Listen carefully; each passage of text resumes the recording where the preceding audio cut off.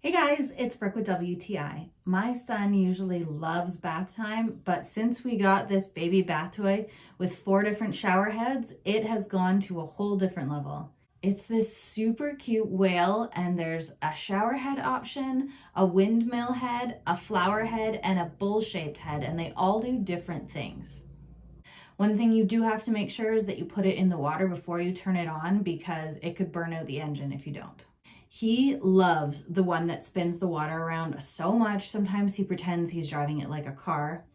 The shower head attachment is perfect for rinsing the soap out of his hair and for getting him used to showers later on. I also love that it has an on-off switch so that if you have to set it down, it's not going to spray you or spray outside the tub.